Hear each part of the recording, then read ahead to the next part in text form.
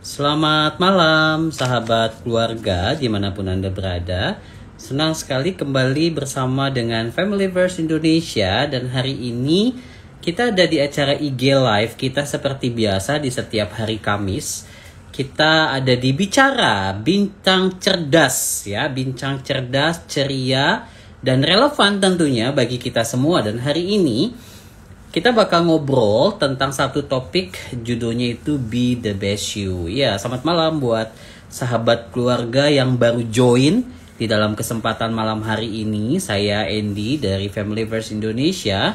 Dan hari ini kita bakal bahas satu topik yang menarik banget bersama dengan narasumber kita. Hari ini kita akan ngobrol bersama dengan Ibu Ani Wijaya. Oke, sahabat keluarga, tahun baru aja mulai ya. Dan kita baru memasuki di awal bulan Januari ini. Kita masih aura-auranya nih masih aura tahun baru ya. Jadi ini momen yang tepat banget untuk kita boleh bersama-sama memikirkan kira-kira ke depan ya. Ke depan apa yang bakal kita rencanain dan lain sebagainya. Ngomongin soal topik kita hari ini, Be The Best You ya, atau tidak sembarang menjadi diri sendiri. Ini topik yang menarik banget. Karena seringkali kita mungkin dengar istilah ini ya, bahwa di dalam menjalani hidup, di dalam menjalani karir kita, di dalam menjalani kehidupan keluarga, di dalam menjalani aktivitas dimanapun kita berada, di tengah-tengah komunitas apapun kita perlu terus belajar untuk menjadi diri kita yang terbaik ya. Nah, ngomongin menjadi diri yang terbaik itu berarti kita diingetin supaya kita tidak juga menjadi orang yang sembarangan di dalam menjalani hidup ya.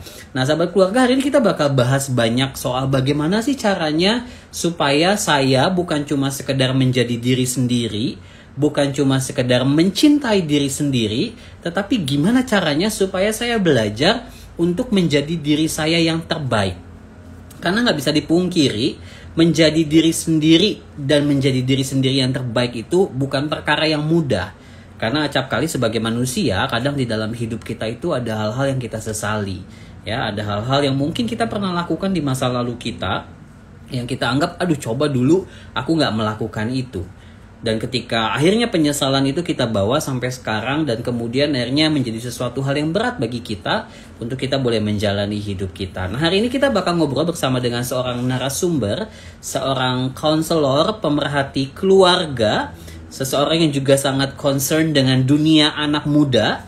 Dan hari ini kita mau sama-sama belajar dari Ibu Ani Wijaya ya. Saya akan invite beliau dan kita akan sama-sama ngobrol seru nih dalam kesempatan malam hari ini. Saya perlu ngingetin sahabat keluarga yang sudah join, mungkin kalau punya pertanyaan atau mungkin ada hal-hal yang mau di-sharingin, ditanggapin dari live kita malam hari ini, boleh tulis di kolom komentar ya. Kita mau sama-sama belajar gimana sih bukan cuma jadi diri sendiri, tetapi menjadi diri sendiri yang terbaik. Saya akan invite Ibu Ani ya untuk join bersama dengan kita malam.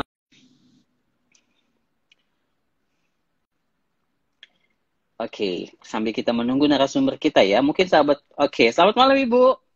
Selamat malam Pak Endi. Apa kabar Ibu Ani? Baik, puji Tuhan, sehat dan baik. Terima kasih untuk kesempatannya nih bisa ketemu nih di tahun yang baru kali ini. Betul. Ini tahun yang baru nih, semangat baru ya Bu, meskipun ya situasi masih tidak terlalu cukup baik ya. Karena ya pandemiknya juga masih terus terjadi, bahkan sampai dengan saat ini juga PSBB tetap dilakukan, tetapi itu tidak menurunkan semangat kita untuk boleh menyongsong tahun yang baru ya Bu Ani ya.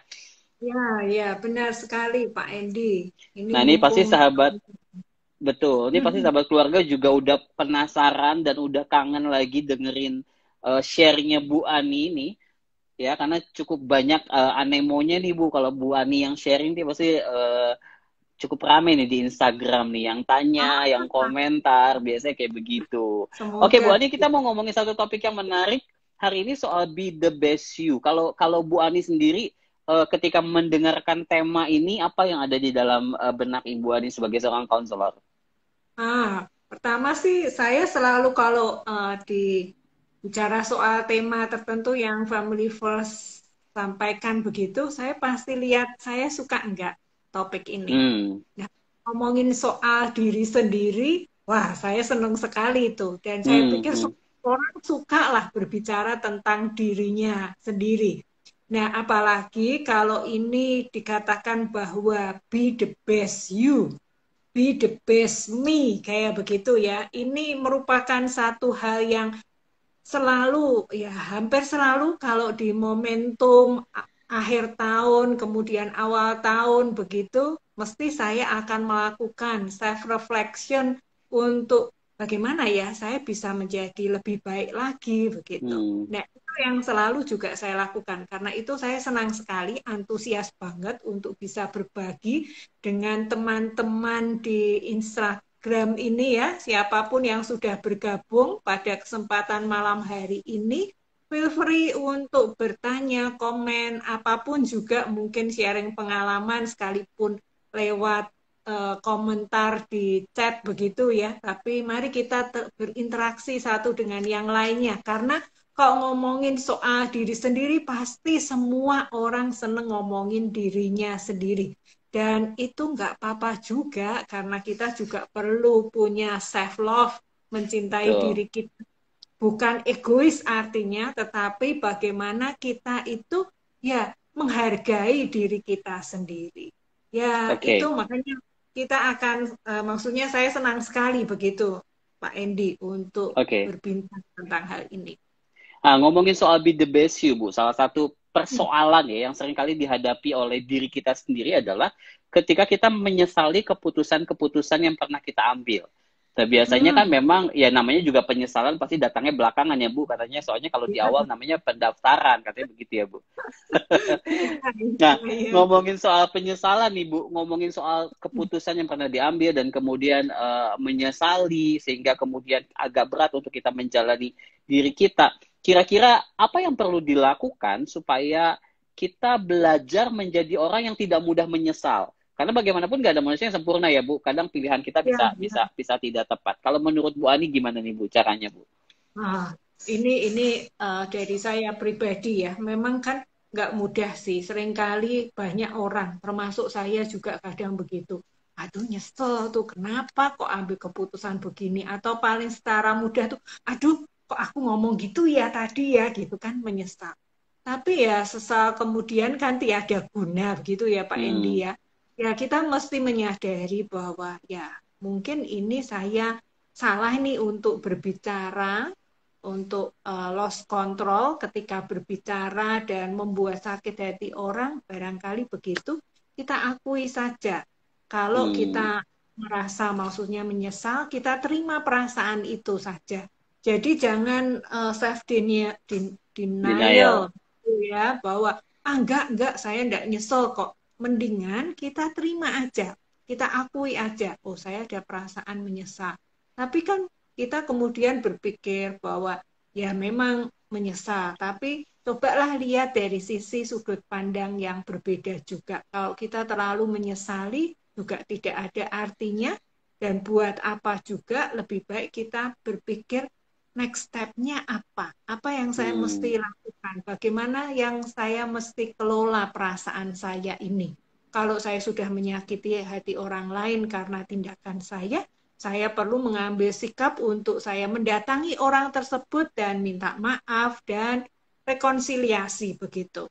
Nah, kalau misalnya ini berkenaan dengan perasaan diri sendiri, kadang kan rasa bersalah yang begitu rupa, sebetulnya orang lain mungkin wah, baik-baik saja, nggak merasa apa-apa. Barangkali ada orang tipenya kan begitu ya, Hmm. overthinking kali, sehingga dia menyesal. Padahal sebetulnya nggak ada apa-apa begitu, hanya dari pola pikirnya sendiri, perasaannya sendiri. Nah, kita mesti aware itu. Kita mesti aware dengan apa yang menjadi titik kritis kita, sehingga kita bisa kelola itu. Karena kadangkala kalau berkenaan dengan orang lain, itu jauh lebih mudah, Pak Endi. Tapi kalau Hmm. berkenaan diri sendiri biasanya itu kita punya blind spot yang membuat Hmm. kita untuk mengenali diri kita sendiri gitu.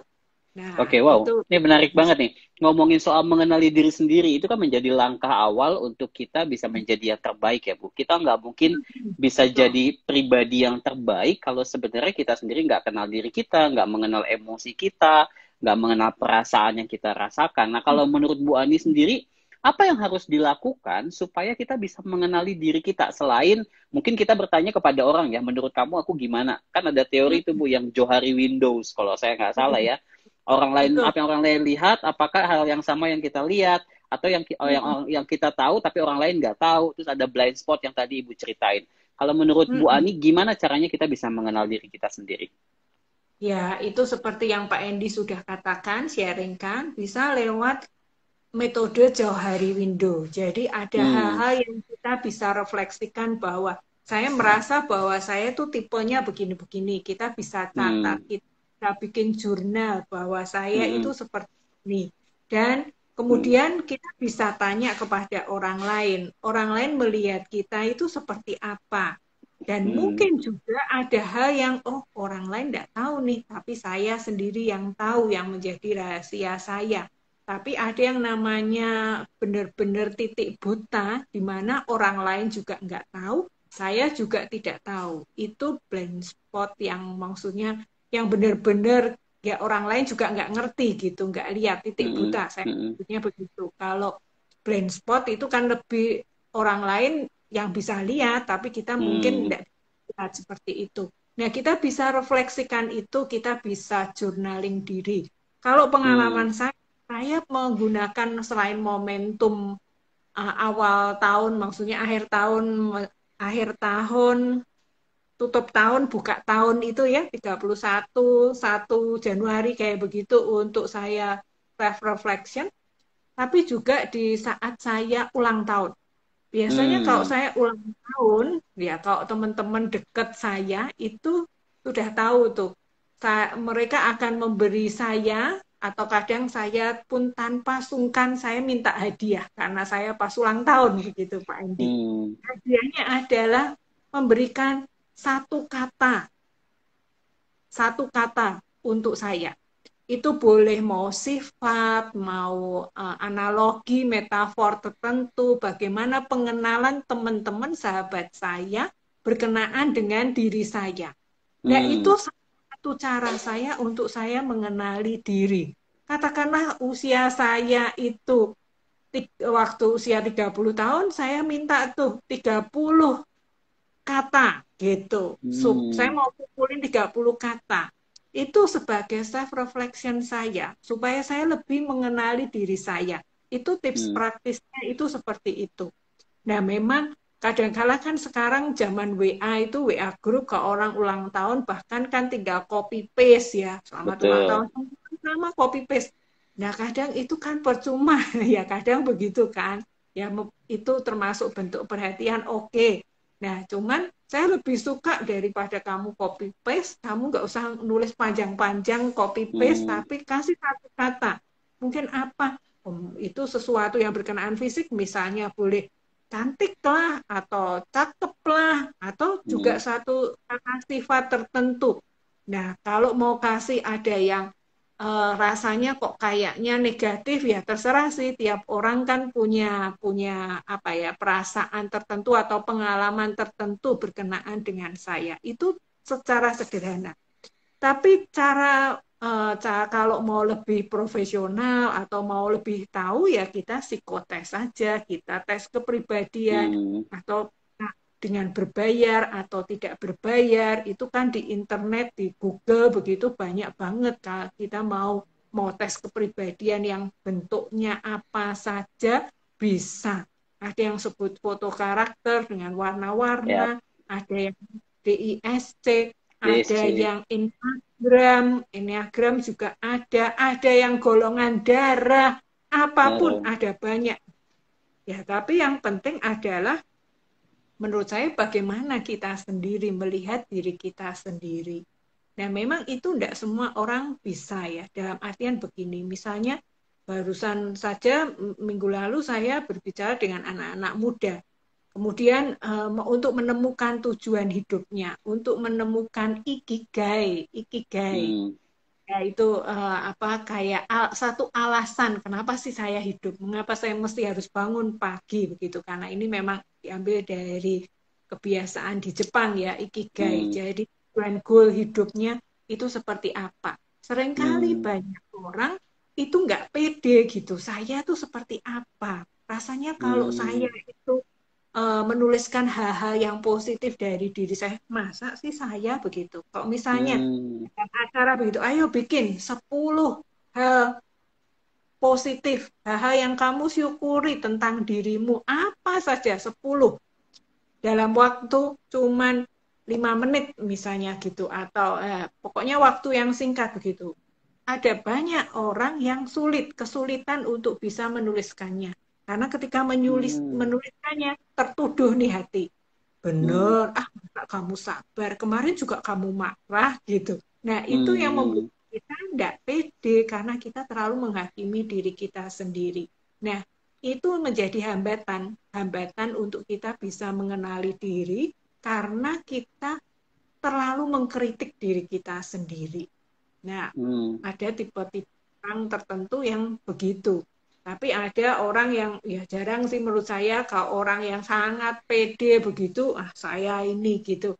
Itu biasanya jarang, kebanyakan lebih bawah. Masa sih benar sih kayak begitu ya. Hmm. Sehingga kita perlu perlu maksudnya alat tes. Nah, kalau ada alat tes kan rasanya itu terkonfirmasi. Oh ya benar, saya memang tipenya begini, saya enggak suka konflik, saya pendamai. Kan ini hasil tesnya, memang tes kepribadiannya juga menunjukkan ada bukti ya. Ada tipe orang yang seperti itu, tapi ada orang yang cuek. Pokoknya saya ya kayak begini, saya punya punya tujuan jelas, saya tegas, whatever orang mau ngomong apa, EGP, emang gue pikirin kamu ngomong apa sih, apa gitu. Ya seperti itu Oke. kalau soal Wow, mengenal diri ya. menarik sekali. Itu berarti dengan kata lain mengenal diri itu menjadi poin yang begitu penting sekali ya bagi setiap kita, bukan hanya sekedar untuk diri kita, tetapi juga untuk kita menjalani hidup, nanti akan berdampak terhadap karir kita, bahkan termasuk terhadap relasi ya, Bu. Orang yang mengenal Betul. dirinya dengan baik pasti akan menjalani relasinya dengan baik juga. Nah, kalau menurut Bu Ani sendiri, selain hal-hal itu, apa sih keuntungan untuk kita boleh mengenal diri kita dengan benar, walaupun mungkin ada blind spot yang mungkin tetap dimungkinkan ada ya, Bu. Kalau menurut Bu Ani apa keuntungannya?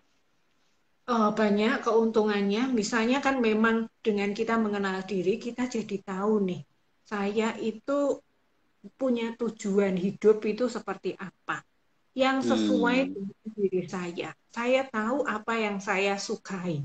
Nah, kalau kita itu nggak tahu apa yang kita sukai kan repot. Nah, bagaimana orang Betul. lain bisa tahu mengarahkan kita? Tapi kalau kita tahu apa yang kita sukai, contohlah makan mau makan apa. Kita tahu kesukaan kita, oh saya suka makan ayam goreng gitu. Tapi kalau kita nggak tahu apapun mungkin jawabannya sembarang gitu kan. Hmm. Aduh itu kan bikin orang juga bingung, jadi membuat orang gemes juga gitu. Apa-apa makan kok sembarang. Tapi kalau kita jelas tahu apa yang kita sukai, apa yang kita inginkan begitu, itu akan juga membuat relasi dengan orang lain juga lebih nyaman, lebih enak, Betul. dan karena ketika kita bisa mengenali diri kita sendiri, kita itu akan bisa lebih empati juga, lebih kenal orang Hmm. lain. Bagaimana cara memperlakukan orang lain itu kita akan lebih tahu. Karena kita tahu, kita tuh tidak pengen diperlakukan seperti ini, maka saya akan memperlakukan ini kepada orang lain, supaya orang lain itu merasa nyaman, seperti saya merasa nyaman juga. Kalau saya senang, maksudnya kalau saya melakukan sesuatu diberi ucapan terima kasih, maka saya akan melakukan hal itu, mengucapkan terima kasih kepada orang lain yang memberikan bantuan tertentu kepada saya. Itu hal yang maksudnya kenapa kita itu perlu mengenal diri kita sendiri, dan dengan mengenal diri sendiri kita akan lebih bisa tahu apa sih karir yang cocok untuk saya yang saya mesti harus geluti kayak begitu. Sebentar saya minum ya. Oke Bu, nggak apa-apa. Wah ini menarik banget ya, dan memang betul, saya setuju dengan apa yang tadi Ibu Ani ungkapkan, bahwa pengenalan yang benar terhadap diri sendiri, itu akan mempengaruhi banyak aspek di dalam kehidupan kita. Acap kali Mm-mm. misalnya ketika ngomongin soal relasi nih, acap kali banyak persoalan-persoalan yang muncul di dalam relasi antara kita dengan pasangan kita, atau antara orang tua dengan anak.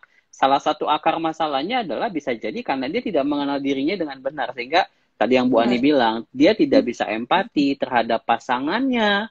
Pasangannya dinilai, dibingkai berdasarkan apa yang menjadi perspektifnya dia, tanpa berusaha untuk mengenal pasangannya dengan cara yang benar. Salah satu akar masalahnya bisa jadi karena dia juga tidak mengenal dirinya, sehingga bingung. Kok kenapa ya saya ribut terus bersama dengan pasangan saya? Kenapa kok ada masalah-masalah tertentu terus dengan pasangan saya atau antara orang tua dan anak, termasuk pemilihan karir. Tapi persoalannya begini Bu, acap kali Mm-mm. ini Bu, kadang di dalam hidup nih Bu ya, di dalam hidup. Mungkin banyak juga sahabat keluarga yang mengalami. Kita dipaksa seolah-olah kita tidak bisa menjadi diri kita apa adanya. Kan Mm. ketika mengenal diri, sebetulnya idealnya kita bisa menjadi diri kita apa adanya. Tapi kita Mm. hidup di tengah-tengah komunitas nih Bu. Hidup di tengah-tengah komunitas yang kadang punya stigma, punya penilaian tersendiri terhadap kita. Ada Ya, orang-orang tertentu justru bilang, hidupku tuh kayak ikan di akuarium. Semua ya. orang tuh liatin apa yang aku lakukan. Mau nggak mau, aku harus jadi Mm. ikan yang cantik. Dengan warna yang cantik. Padahal sebenarnya aku nggak terlalu suka misalnya kayak begitu. Nah, gimana nih Bu? Supaya kita tetap bisa menjadi diri kita sendiri, tapi juga kita tetap bisa diterima oleh orang lain tanpa perlu pakai topeng yang tebal yang akhirnya membuat kita kehilangan diri kita. Gimana menurut Bu Ani? Ya, ya, memang ini yang apa namanya orang-orang yang public figure kayak begitu ya. Saya Mm-mm. pikir Pak Edi juga termasuk di dalamnya begitu, termasuk mungkin saya gitu kan. Itu Mm-mm. kan kerasanya begitu ya. Betul. Rasanya kita itu ada dalam tadi akuarium begitu, orang lain melihat kita, apalagi dalam komunitas tertentu gitu ya. Nah, bagaimana kita bisa tetap bisa firm dengan diri kita sendiri tanpa harus menggunakan hal-hal yang rasanya tuh kita tidak jujur. Yep. Kalau saya memahaminya begini, itu semua itu tergantung respon kita. Respon kita Hmm. terhadap situasi dan kondisi yang sedang kita alami. Kadangkala topeng itu kita mengkonotasikan topeng itu sesuatu yang negatif, ya kan? Hmm. Kadangkala kita berpikirnya begitu. Tapi dari sudut pandang yang berbeda, kadangkala kita mesti tahu kenapa saya menggunakan topeng itu. Nah, Hmm. itu kita mesti harus paham juga. Itu merupakan seni. Kalau saya ngomong itu seni. Seni Hmm. bagaimana kita itu menempatkan diri kita, posisi kita. Karena namanya seni itu tergantung sudut pandang, tergantung situasi dan kondisi. Dan kemudian, nah bagaimana kita bisa apa ya, bisa tetap bermain cantik di situasi itu tanpa kita merasa bersalah atau merasa bahwa saya ini tidak jujur nih, saya tidak apa adanya ini. Nah, tolok ukurnya sebetulnya kan ada dalam diri kita. Orang lain kan tidak pernah lihat, tidak pernah tahu. Dalamnya Hmm. laut dapat diduga, dalam Betul. hati siapa tahu Siapa kayak yang begitu. tahu? Nah, seringkali yang menuduh itu kan diri kita sendiri. Yang jelas, kalau saya ya, tadi kan kita tahu bahwa mengenal diri itu apa sih sebetulnya yang harus kita kenali Hmm. kadang-kadang Hmm. begitu. Hidup kita itu kan punya pola-pola tertentu yang kita itu mesti aware. Jadi kita mesti menyadari itu. Jadi nggak cuma sekedar, kalau saya nggak cuma sekedar bahwa hidup itu ya ngalir aja lah. Sebetulnya Tuhan itu memberikan kita emosi untuk kita tahu nih, kalau saya dalam kondisi seperti ini, saya biasanya mikir seperti ini. Pola Hmm. pikirnya tuh ada pola tertentu. Kemudian saya akan merasa begini, ada pola rasa tertentu, pola kata yang saya gunakan, dan tindakan yang saya ambil pasti begini. Itu kita mesti kenali secara Hmm. pribadi. Nah, ini kan bagaimana kita bisa mengenali itu ya kita mesti ngamatin, kita self awareness, kita self reflection untuk kita tahu, oh saya kalau dalam situasi lapar ya, secara fisik lapar, terus ada masalah, langsung saya tuh pusing. Pusing Hmm. saya tidak bagus, langsung kata-kata saya itu nadanya tinggi. Tindakan saya mungkin bisa juga melukai orang lain, misalnya membanting apa pintu Pintu. gitu. Nah, misalnya bisa begitu. Nah, itu satu pola sederhana yang kita pahami. Nah, dengan begitu kita bisa apa ya? Kita bisa stop hal tersebut kalau kita sudah menyadari sehingga kita bisa melakukan hal yang lebih positif. Nah, kalau berkenaan dengan maksudnya topeng ini, kita mesti sadar dulu nih, saya itu tipenya seperti apa. Dalam ketika saya menghadapi orang tertentu yang tipenya tertentu, saya bukannya menggunakan topeng atau tidak jujur, tapi saya meresponi kalau orang tipe seperti ini, saya nadanya apa adanya, maksudnya itu kayak to the point aja begitu, dia mesti bisa salah sangka terhadap saya. Bukan berarti saya tidak jujur atau pakai topeng yang seperti apa, enggak. Saya hanya merespon dia supaya dia tidak salah mengerti. Sehingga tindakan atau kata-kata yang saya mau sampaikan tuh seperti ini. Nah, contohnya seperti itu, Andy. Nah, tentunya Oke. kayak begini ini memang butuh keterampilan ya, seni, keterampilan yang diupayakan. Oke, Gitu. wow ini menarik Ini banget. teman-teman. That's why kenapa mengenal diri menjadi sesuatu hal yang penting. Nah, sahabat keluarga, mungkin ada di antara sahabat keluarga yang pengen tanya kepada Ibu Ani di dalam kesempatan malam hari ini, boleh banget nih. Mungkin hal-hal yang praktis ya, misalnya tentang gimana sih caranya supaya kita bisa ketika ngomongin be the best you itu kita bisa menggali potensi kita yang terbaik misalnya. Atau mungkin ada sahabat keluarga yang mau komen dan sharing, apakah sahabat keluarga yang sedang join di dalam malam hari ini merasa bahwa sudah mengenal diri dengan baik dan punya pengalaman betapa pentingnya mengenal diri dengan baik. Sambil nunggu sahabat keluarga, saya mau tanya lagi nih sama Bu Ani soal gini, hidup kita itu kan dipenuhi dengan tuntutan ya Bu ya. Kata orang banyak yang bilang kayak begitu ya. Hidup kita tuh dipenuhi dengan tuntutan dan kita kayak berlomba dengan banyak hal. Berlomba dengan waktu, belum lagi persaingan. Dimanapun kita berada pasti tetap selalu ada persaingan dan lain sebagainya. Nah, ketika menghadapi tuntutan-tuntutan yang ada itu Bu, gimana caranya supaya kita tetap bisa menunjukkan yang terbaik dari diri kita tanpa kita menyakiti orang lain nih. Kadang kan ketika kita merasa bahwa kita dituntut satu hal, betapa mudahnya bagi kita akhirnya menghalalkan berbagai cara misalnya untuk memenuhi apa yang menjadi tujuan kita. Atau mungkin pertanyaan sederhananya gini, bagaimana membedakan antara ambisi? Nah, bagaimana membedakan antara ambisi dengan keinginan kita untuk melakukan yang terbaik di dalam hidup kita? Ya, ya, ya, itu memang tidak mudah sih untuk kita tahu persis bahwa ini tuh ambisi saya sebetulnya, ataukah ini memang sesuatu yang mesti saya jalani dalam kehidupan ini. Bagi saya sih tolok ukurnya itu ya memang trial and error sih. Ya mencoba ya mungkin gagal kayak begitu sehingga terus menelisik hati saya gimana, perasaan saya gimana. Kalau ini sesuatu yang maksudnya sesuatu yang dikatakan ambisi, rasanya itu saya akan habis-habisan gitu di situ. Saya akan bayar harga banget, bahkan kalau perlu ya seperti Pak Endi tadi mengatakan menghalalkan segala cara supaya saya sampai ke apa yang saya inginkan itu. Bahkan mungkin saya punya value tertentu, tapi saya abaikan value itu karena demi ambisi saya. Itu kalau ambisi. Tapi kalau itu sesuatu hal yang memang mesti harus saya jalani nih dalam kehidupan karena memang ya inilah hidup yang saya mesti harus lakukan kayak begitu. Kita mungkin lebih bisa memberi makna terhadap situasi gagal, situasi kesulitan, situasi yang menggembirakan. Kita bisa memberi makna bahwa ini adalah momentum yang mesti harus terjadi untuk saya bisa menjadi seperti sekarang ini dengan kondisi terbaik saya saat ini. Nah, seperti itu.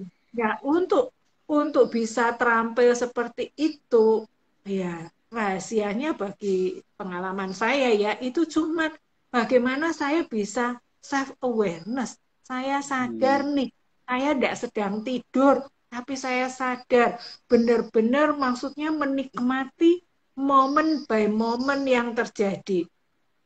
Nah, itu apa ya, kayak semacam mindful begitu ya, mindful. Karena kan seringkali kita misalnya pada saat inilah, kita ini di live di sini. Tapi barangkali kita nggak benar-benar hadir di sini. Tapi pikirannya, aduh ini saya mesti kontak teman saya ini. Saya tadi belum ngabarin ini. Kok saya mesti pesan untuk sesuatu buat besok misalnya kayak begitu. Nah, kita kan benar-benar mindful pada saat sekarang ini. Nah, ini mesti kita latih juga, karena ketika kita mindful, kita mencoba bisa melihat, memaknai setiap peristiwa yang terjadi, kita akan lebih menikmati kehidupan dan kejadian yang terjadi dalam kehidupan kita. Ya. Wow, saya suka banget istilah yang tadi Bu Ani ungkapkan ya, memaknai hidup kita, memaknai setiap peristiwa yang terjadi di dalam hidup kita. Nah, ini sebuah pertanyaan nih Bu dari followers kita yang sedang ngikutin IG Live. Pertanyaannya begini, malam Bu, saya merasa dituntut memakai topeng dalam lingkungan kantor. Nah, ini yang cukup banyak terjadi nih ya. Misalnya, volume suara harus dikecilkan, padahal saya dari Medan yang cenderung excited dalam berbicara. Nah, ini contoh kecil nih Bu Ani. Mungkin boleh kasih tips nih kepada viewers kita malam hari ini, Pauline ya. Gimana Bu Ani? Ya, terima kasih untuk pertanyaannya. Ya benar nih, ini yang tidak gampang ya. Ada banyak orang itu salah mengerti karena nada suara. Karena memang kalau kita berkomunikasi, itu orang pertama kali melihat, bukan lihat kata-katanya kita, atau bukan mendengar yang benar-benar diperhatikan itu kata-kata kita, tapi orang lebih memperhatikan bahasa tubuh kita, body language kita, dan tone suara kita. Jadi tone suara kita, intonasi kita, itu yang lebih diperhatikan. Karena itu seringkali kita mengatakan, saya nggak apa-apa, begitu. Kalau dengan nada yang misal, saya nggak apa-apa kok, benar nggak apa-apa. Misalnya begitu, orang nggak merasa bahwa kamu nggak apa-apa gitu, kamu marah gitu.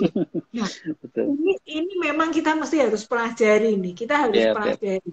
Jadi memang kan mau tidak mau, saya paham bahwa tipe kita maksudnya yang dari Medan atau dibesarkan dalam keluarga yang bicaranya, mohon maaf, kasar atau intonasinya tinggi. Bahkan ada yang itu kayak kalau bahasa Jawanya itu memaki begitu ya, memaki kata ya anak muda kadang kan memaki begitu ya. Nah, padahal itu biasa, tidak dalam maksud tertentu begitu kan. Betul. Nah, ya, tapi orang lain yang melihatnya, misalnya orang tua melihat orang, kok kamu maki kayak gitu, nggak baik, itu mama nggak ngajarin kayak gitu loh, gini-gini. Padahal itu cuman bercanda aja, itu memang ada di kalangan mereka sendiri kayak begitu ya. Itu kan yang terjadi. Nah, cuman kita mesti sadar bahwa konteksnya itu di mana. Saya misalnya ini kalau di lingkungan kantor, ada orang barangkali kalau saya memahaminya ini Bu Pauline, ini kan berarti orang kantor sudah komplain nih, Mbok suaranya itu kayak gini ya. Memang kadang itu kita merasa tidak jadi diri kita sendiri tentunya pada saat itu. Ya kita sampaikan aja, ya memang saya dari sononya seperti ini, tapi memang saya tidak marah, tidak apa, kayak begitu kita sampaikan. Nah, saya akan belajar sih, akan memperkecil volume suara saya. Tolong saya tingkatkan aja. Paling kita jujur, maksudnya kita ngomong aja kayak begitu. Karena kan memang tidak gampang ya.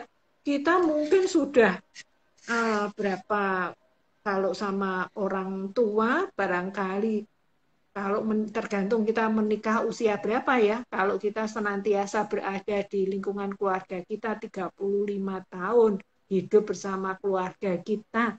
Nah, polanya itu kata-katanya kasar, nadanya tinggi, kayak begitu, itu kan masuk di dalam diri kita. Rada sulit untuk bisa mengubahnya. Nah, kita mesti paham, tapi belajar aja. Oke, saya mau belajar, nggak apa-apa. Nanti ingatkan ya, cuman kalau saya kadang lupa begitu ya harap maklum karena ya 35 tahun, 37 tahun, 25 tahun saya tinggal bersama orang tua saya yang seperti itu, lingkungan saya seperti itu. Tapi yang jelas saya mau berusaha. Itu niat tunjukkan niat baik bahwa kita mau belajar karena itu bisa dipelajari, itu merupakan keterampilan. Berkomunikasi itu kan keterampilan. Jadi Betul. ya kita akan coba pokoknya niat baik gitu. Yang Wow, penting menarik sekali. yang penting Betul. disadari. Dan itu bisa diterapkan juga di dalam relasi ketika berpasangan ya. Mungkin kalau pasangannya beda budaya, mungkin yang penting tadi yang kalau saya boleh garis bawahi, yang penting pertama adalah jujur sama diri sendiri dan jujur kepada orang di sekitar kita tentang siapa diri kita, tapi juga nggak boleh lupa untuk kita boleh belajar. Kalau ada hal-hal yang memang sifatnya keterampilan dan bisa kita pelajari. Bu Ani, satu hal yang ini nih saya pengen bahas nih soal trauma, Bu. Seringkali trauma itu menghambat kita untuk menjadi be the best me, menjadi kita yang terbaik. Kan tiap orang tuh pasti punya peristiwa di dalam hidup ya. Ada yang entah masa kecilnya mungkin berat atau mungkin dia pernah mengalami trauma-trauma tertentu di dalam kehidupannya. Gimana Bu supaya meskipun kita mungkin pernah punya trauma di dalam hidup kita, tapi kita tetap bisa menjadi orang yang bisa menampilkan yang terbaik di dalam hidup kita. Gimana menurut Bu Ani? Iya, ini menarik karena kemarin saya baru ngomong The Art of Self Healing di satu komunitas itu. Jadi saya juga mengatakan bahwa siapa sih di antara kita yang tidak pernah terluka? Mungkin ada yang rasanya punya banyak luka, tapi mungkin ada yang rasanya cuma sedikit luka, tapi lukanya itu dalam. Yang jelas semua kita itu pernah terluka. Nah, terluka itu kan tidak enak ya, maksudnya ya itu menyakitkan, itu mungkin memalukan, mungkin itu menyesakkan dada, mungkin itu membuat kita hilang harapan, kita tidak lagi percaya diri, kita tidak lagi bisa percaya pada orang lain, itu dampak-dampak akibat terluka. Kemudian jangan berhenti sampai di situ, sadari itu. Kita sadari lah. Kita jujur pada diri kita sendiri, kita menyadari bahwa saya terluka, dan kemudian kita menerima luka itu. Jangan dihindari luka itu, rasa sakit, mungkin kita berduka cita, misalnya kalau kita kehilangan orang yang kita cintai. Ya, kita berikan waktulah untuk kita untuk berduka. Ada masa yang saya menyebutnya hypo time. Jadi seperti kuda Nil yang punya waktu untuk berendam di air begitu kan, tapi dia tidak berendam terus. Dalam berapa waktu kemudian dia mulai muncul kembali.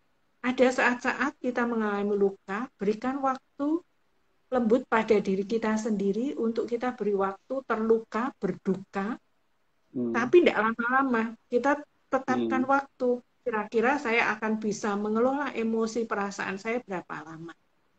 Contoh paling mudah itu kalau kematian 40 hari. Barangkali 40 hari ini adalah waktu di mana saya memang masih on off, maksudnya betul ya masih berduka kayak begitu, ya nggak apa-apa.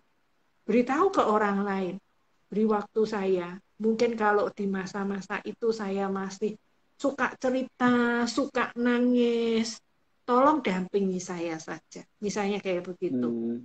Tapi kita nggak cuma sampai berhenti di situ loh ya. Setelah kita sadar, kita merefleksikan, kemudian kita kelolanya, kita mulai ambil tindakan tertentu. Saya mesti move on-nya seperti apa? Apakah saya mesti harus terluka terus, sakit hati terus? Barangkali saya harus ambil respon untuk saya ambil tanggung jawab terhadap peristiwa ini, atau mungkin saya memaafkan orang ini, atau mungkin saya memaafkan diri saya sendiri, tergantung konteks peristiwa luka yang kita alami. Nah, setelah itu kita move on. Nah, tentunya dalam proses ini tidak semudah apa yang saya katakan betul. Tapi Betul. saya mengalami lah, saya punya banyak luka juga, luka masa kecil, masa lalu kayak begitu. Itu ada. Dalam proses itu saya bersyukur karena saya punya Tuhan, itu yang penting. Hmm. Mau agamanya apapun, itu Tuhan itu penting, begitu. Hmm. Dan kedua adalah kita punya komunitas. Jadi ada komunitas yang support group. Nah, support group Hmm. itu penting untuk kita bisa mengelola luka kita sehingga ya akhirnya yang terluka itu bisa justru menyembuhkan orang lain, jadi penyintas untuk bisa mendampingi orang lain. Karena dia tahu persis, tidak cuma sekedar ngomong, tapi dia tahu persis ketika dia mengalami luka itu, ketika dia harus memaafkan, ketika dia harus maksudnya belajar berbagi kehidupan. Itu seperti apa rasanya kalau orang-orang yang sudah pernah jadi korban, terluka begitu, ya akan lebih bisa lebih empati ketimbang orang lain. Nah, ini yang mesti kita memang ya sekali lagi aku senantiasa mengatakan itu seni. Seni itu Hmm. ya tergantung setiap orang sudut pandang, tidak bisa maksudnya itu cara satu-satunya juga nggak bisa. Apakah cara saya yang paling benar? Belum tentu. Itu tergantung karakter, tipe kepribadian, personality kita, temperamen kita. Dan bagaimana Hmm. kita memaknai peristiwa yang terjadi dalam kehidupan kita. Wow, ini Nah, ada satu kayak pertanyaan nih, Bu nih. Dari gitu. Alet_stories. Bu, saya dari keluarga yang broken home dan keluarga yang tidak harmonis dan berdampak pada saya sekarang dari segi komunikasi dan relasi dengan sesama. Mungkin Bu Ani boleh dikatakan adakah solusi? Bu Ani mungkin bisa kasih advice kepada beliau. Gimana nih? Ya, Bu Aleta, saya tidak tahu nih masih muda atau sudah ibu ya. Ya, Hmm. ada solusi pasti ada. Dalam semua peristiwa kehidupan kita, yakinilah bahwa itu ada solusinya. Saya Hmm. berterima kasih dan bersyukur kalau Alete ini ya mengatakan bahwa ya saya tuh dari keluarga yang broken home, keluarga tidak harmonis dan itu berdampak pada saya sekarang ini. Nah, kesadaran ini loh penting, itu sudah Hmm. solusi itu. Kesadaran bahwa saya ini dari keluarga yang broken home dan tidak harmonis, saya tidak punya contoh yang bagus tentang membina relasi dengan sesama, dengan orang lain, bahkan dengan keluarga sendiri. Saya tidak tahu bagaimana, barangkali saya tidak tahu bagaimana mengasihi, mencintai, karena saya nggak punya contoh yang bagus gitu di keluarga saya, yang mestinya keluarga itu tempat di mana keteladanan hidup dan saya belajar berkomunikasi, tapi itu tidak saya dapatkan sehingga itu berdampak pada diri saya. Tapi itu Hmm. kan masa lalu. Kita mesti Hmm. melihatnya bahwa kalau sekarang saya sudah sadar nih, saya menerima diri saya bahwa ya itu sudah kejadian di masa lalu. Orang tua saya yang broken home, orang tua saya yang komunikasinya tidak bagus. Tapi saya sekarang ini apa yang bisa saya lakukan? Solusi apa Hmm. yang saya lakukan supaya dampak psikologis yang terjadi dalam diri saya, yang mungkin dampak psikologisnya ada, saya tidak percaya diri, saya merasa tidak mudah percaya kepada orang lain. Nah, ini bisa saya handle, saya bisa mengatasi Hmm. ini supaya saya bisa belajar untuk mengasihi orang lain, mempercayai orang lain, belajar untuk berkomunikasi dengan orang lain. Nah, dengan begitu, nah terus gimana caranya untuk belajar? Saya bisa konseling. Saya bisa minta orang untuk meng-coach saya. Saya bisa konsultasi. Kalau saya nggak mau, saya takut wong saya nggak percaya sama orang lain. Lakukanlah self Hmm. healing. Lakukanlah self Hmm. coaching, self counseling. Saya nggak punya keterampilan, barangkali begitu. Bisa lihat nonton IG live-nya Family First Indonesia. Hmm. Nah, itu kan ada Betul. banyak informasi. Hmm. Bisa lihat di Google, mau lihat apa ya, maksudnya channel-channel tertentu, channel kecerdasan emosi. Kalau kita merasa bahwa saya nggak cerdas emosi nih, saya emosian, Nah, itu pun bisa kita cari di internet. Sekarang apa sih yang nggak ada di Google begitu? Tinggal kita Google, YouTube. Kalau kita mau cari, ada aja. Nah, ketika kita belajar, kita coba praktek. Tanpa praktek ya nggak bisa gitu. Tapi kalau kita praktekin lama-lama, kita berhasil berobat jalan. Saya mengatakannya itu berobat jalan. Saya kenapa sekolahnya di S1-nya saya ambil konseling pastoral karena saya merasa diri saya ini ada sakit loh. Karena keluarga saya broken home dan juga bercerai begitu, dan orang tua angkat saya juga tidak harmonis, kasar, suka maki-maki gitu. Saya ambil kuliah yang memang konseling pastoral supaya saya bisa berobat jalan di situ. Kemudian saya melanjutkan S2, saya juga ambilnya jurusan psikologi perkembangan. Supaya apa? Saya lebih tahu diri saya sendiri. Ketika saya lebih tahu diri saya sendiri, saya juga bisa lebih mengerti orang lain. Saya bisa jadi penolong orang lain, minimal orang lain tidak mengalami seperti apa yang saya alami. Dengan cara apa? Saya memberikan berbagi sharing di IG Live-nya FFI, atau saya ada seminar, adain acara begitu untuk seminar atau webinar, Zoom online, di YouTube saya, kayak begitu. Untuk apa? Untuk supaya orang lain yang mendengarkan itu juga bisa menyadari melakukan sesuatu sehingga mungkin anaknya itu tidak mengalami seperti apa yang saya alami dulu waktu kecil. Barangkali kalau mendengar itu suami istri itu tetap belajar untuk bisa berkomunikasi dengan baik. Tidak kehilangan harapan ketika ada persoalan dan permasalahan. Yang penting jangan berhenti berharap, Ibu Alete, bahwa pasti ada harapan. Dan kita pasti akan sembuh. Bahkan yang terluka itu akan menyembuhkan. Kalau saya bisa, pasti Ibu juga bisa. Dan orang kadang-kala, ya kemarin itu teman-teman saya, begitu di Semarang ketika saya ada dipanggil untuk ngomongin The Art of Self-Healing, wah, rasanya kok Bu Ani beda ya dengan dulu begitu. Mereka melihat ada progresnya juga begitu. Ya tentu kalau anak yang broken home pasti tidak pede lah kayak begitu ya.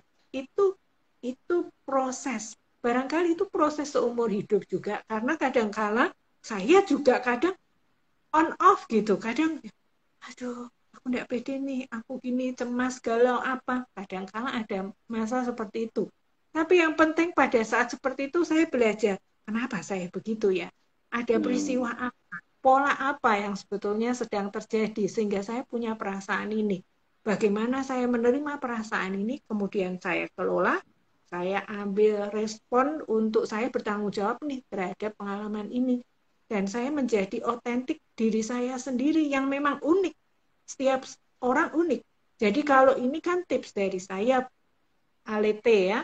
Tapi mungkin Alete punya tips sendiri, nggak apa-apa, karena kita punya berbagai macam sudut pandang dan tipe kepribadian yang berbeda-beda. Be the best you, apapun itu yang terbaik dalam dirimu, kamu bisa tampilkan. Yang penting itu menjadi bagian dirimu, bukan kita berpura-pura. Saya nyaman untuk menampilkan diri saya seperti ini. Itu tolok ukurnya. Gunakan hati, bukan gunakan pikiran. Oke, wow. Luar biasa sekali dan semoga apa yang tadi disampaikan Bu Ani bisa menjawab pertanyaan dari para viewers kita malam hari ini ya. Dan poin yang paling penting adalah ketika menampilkan diri kita sendiri, kita perlu terus membangun self awareness kita, dan poin yang penting adalah kita juga tetap mau belajar untuk terus bisa menjadi diri sendiri yang terbaik, karena hidup itu kan sebuah proses perjalanan gitu ya, yang terus akan kita terus nikmati, di mana kita akan selalu dibentuk.